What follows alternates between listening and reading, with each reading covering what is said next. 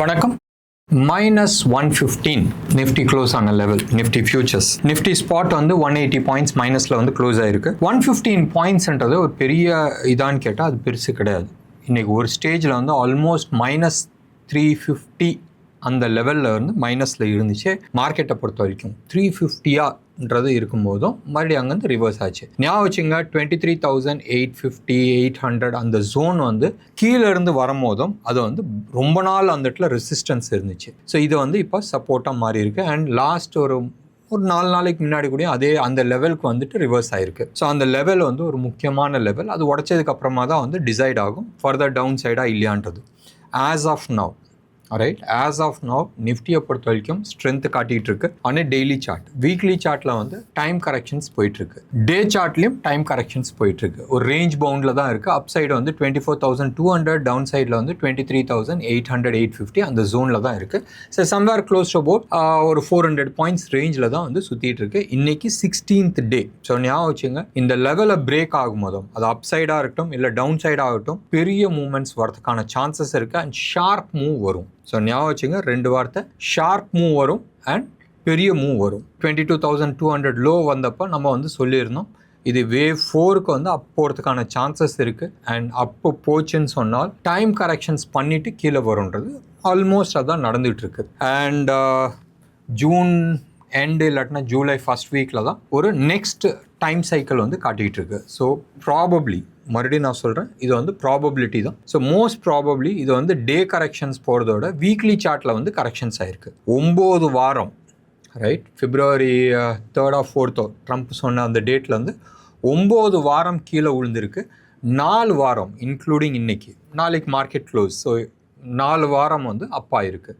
So 9 வாரத்துக்கு 4 வாரம் அப்பா இருக்கிறது வந்து க்ளோஸ் டு அபவுட் 40% வந்து டைம் கரெக்ஷன்ஸ் முடிஞ்சிருக்கு. ஸோ டைம் கரெக்ஷன்ஸ் எவ்வளோ போகலாம்? 38% போகலாம், 50% போகலாம், இல்லை we are talking about somewhere close to about 61% வரைக்கும் போகலாம். ஸோ அடுத்த ஒரு 2-2.5 வாரம் வந்து பாக்கி இருக்குது. சப்போஸ் இது வந்து டைம் கரெக்ஷன்ஸ் தான் போயிட்டுருக்கு, வேவ் 4க்கு தான் போயிட்டுருக்குன்னு சொன்னால் டவுன் சைடு வரதுக்கான ப்ராபபிலிட்டிஸ் நம்ம பார்த்துட்டு இருக்கோம். ஸோ இப்போதைக்கு நீங்கள் எடுத்து பார்த்தீங்கன்னா நிறைய ஸ்டாக்ஸ் நிஃப்டி 50ல் இருக்கிற டாப் 10 ஸ்டாக்ஸ் எதுவுமே வந்து சப்போர்ட் பண்ணல, except for 1 or 2 stocks. Majority of the stocks downside தான் வந்து உங்களுக்கு காட்டிகிட்டு இருக்கு, including bank Nifty.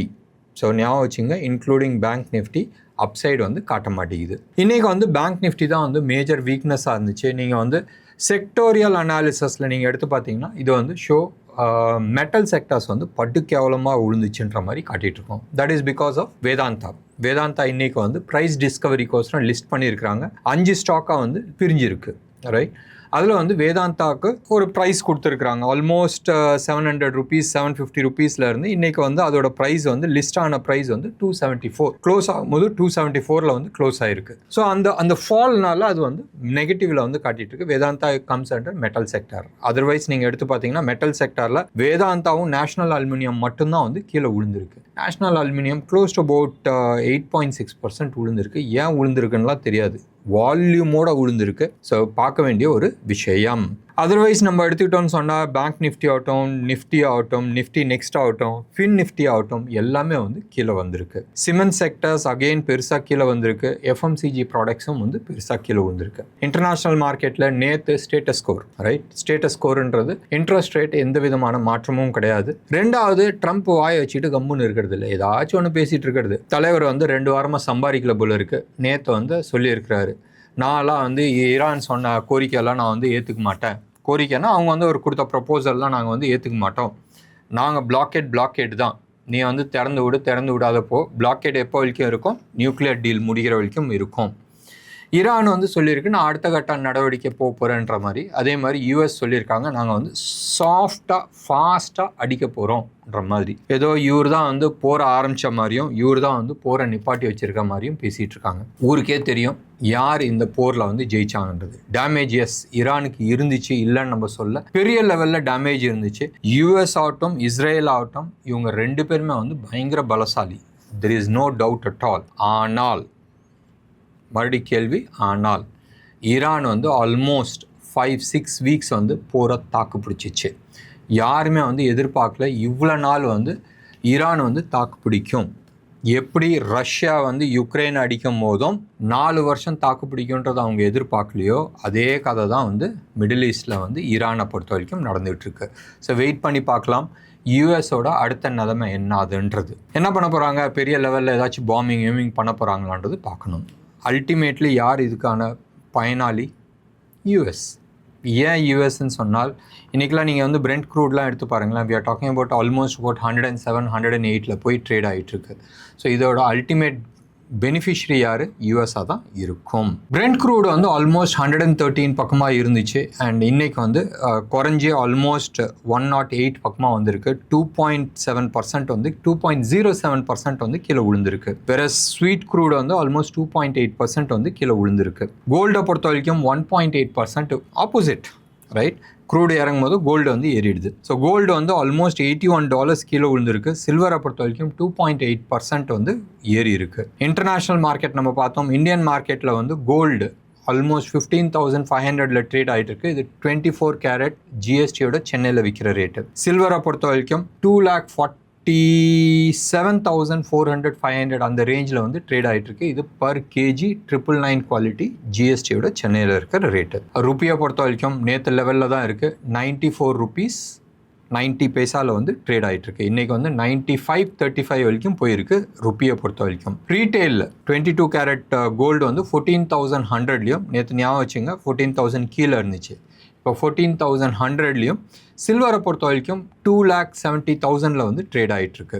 So almost 270 ரூபா கிராமுக்கு வந்து ட்ரேட் ஆகிட்டுருக்கு. இப்போ நிறைய பேர் வந்து இன்றைக்கி வந்து ஸ்டாக் ஸ்பெசிஃபிக்காக நம்ம பேசுகிறதுல அர்த்தம் கிடையாது. 3 நாள் லீவ் இருக்குது, ஏதாச்சும் நம்ம பேசணும்னு நினச்சா அந்த 3 நாள் லீவில் வந்து நம்ம பிளான் பண்ணிக்கலாம். நிறைய பேர் வந்து கேட்குற ஒரே கேள்வி, சார் ரிசல்ட் வருது அண்ட் ரிசல்ட் சூப்பர் டூப்பராக இருக்குது, ஆனால் ஸ்டாக் வந்து 6% 7% கீழே விழுது. ரிசல்ட் கேவலமாக இருக்குது, ஸ்டாக் வந்து மேலே போயிட்டுருக்கு. ரிசல்ட் சூப்பர் டூப்பராக இருக்குது, ஸ்டாக் வந்து மேலே போகுது. அது நேச்சுரல், சரியா?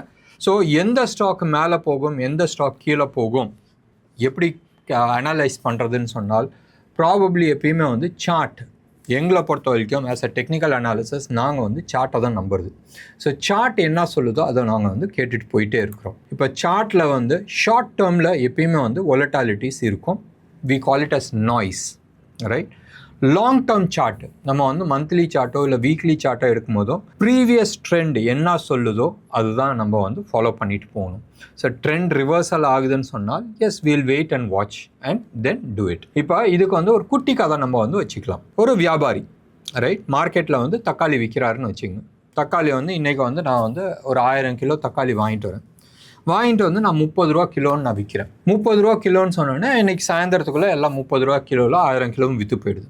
அடுத்த நாள் மறுபடியும் அதே மாதிரி ஒரு 1000 கிலோ தக்காளி எடுத்துகிட்டு வர்றாரு. அடுத்த நாள் வந்து அவர் 40 ரூபா கிலோன்னு சொல்லி தக்காளி விற்கிறார்.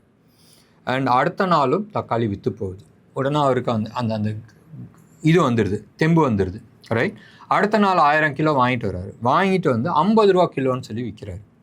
50 ரூபா கிலோவில் வந்து ஒரு 400 ரூபா போயிடுது. 400 கிலோ வந்து விற்று போயிடுது. அது மீதி விற்க மாட்டேங்குது. 600 கிலோ விற்க மாட்டேங்குது. உடனே டப்புன்னு ப்ரைஸ் ட்ராப் பண்ணுறாரு. 50 கிலோ 50 ரூபாயிலேருந்து 45 ரூபான்னு விற்கிறாரு. இன்னும் ஒரு 250 கிலோ விற்று போகுது. ஸோ மீதி இருக்கிற 350 கிலோ வந்து என்ன ஆகுதுன்னு சொன்னால் 40 ரூபாவில் வந்து விற்கிறாரு, right?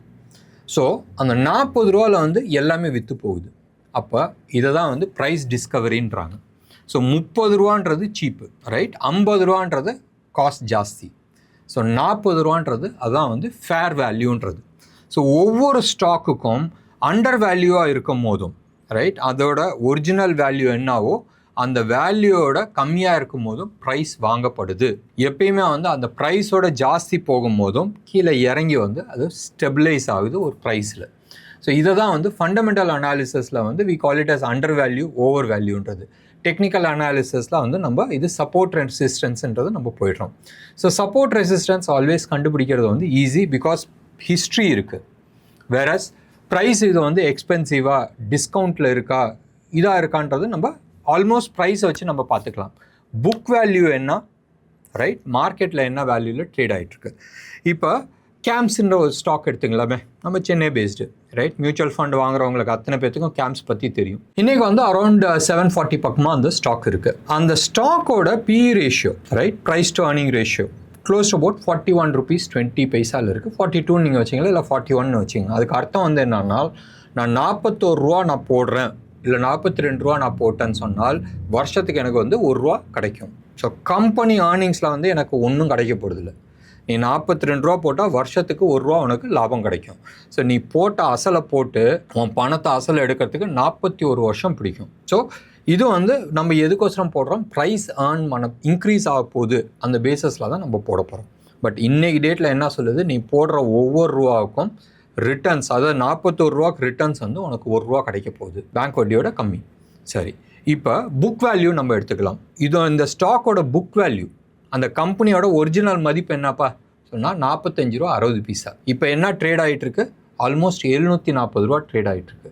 16 times 16 time higher book value. அப்போ ஏன் 16 தர வந்து ஜாஸ்தி நம்ம கொடுக்குறோம்? இந்த கம்பெனியோட இந்த பொருள் ஏதாச்சும் ஒரு பொருள் எடுத்துக்கலாமா, இந்த பொருள் எடுத்துக்கலாம், இதோட விலை வந்து ₹1 வச்சுக்கிட்டா மார்க்கெட்டில் கேட்குறது வந்து ₹16 நீங்கள் வந்து கேட்டுட்ருக்கீங்க. அப்போ ஏன் கேட்குறீங்க, அதுக்கு அர்த்தம் வந்து என்னான்னு சொன்னால், இந்த கம்பெனி ஃப்யூச்சரில் எப்பயுமே வந்து ஸ்டாக் மார்க்கெட் ஃப்யூச்சர் பேஸில் தான் இருக்குது. ஃப்யூச்சரில் நல்லா ஏர்னிங்ஸ் பண்ண போகுது, அதனால நான் ₹1 பொருளை வந்து நான் ₹16 கொடுத்து வாங்கிறதுக்கு ரெடி, இதான் வந்து அர்த்தம். அப்போ ஃப்யூச்சர்லனா சப்போஸ் இன்றைக்கி நம்ம வாங்குகிறோம், அடுத்த 6 மாதம் இல்லை 1 வருஷத்தில் வந்து அந்த ஏர்னிங் இன்க்ரீஸ் ஆகலை, கம்பெனியோட ஏர்னிங்ஸ் வந்து இன்க்ரீஸ் ஆகலைன்னு சொன்னால் ப்ரைஸ் குறைஞ்சிடும். நீ 16 டைம் நீ கொடுத்து வாங்குற திங்கிங் தட் இதை வந்து ஏர்னிங்ஸ் இன்க்ரீஸ் ஆக போகுதுன்றது.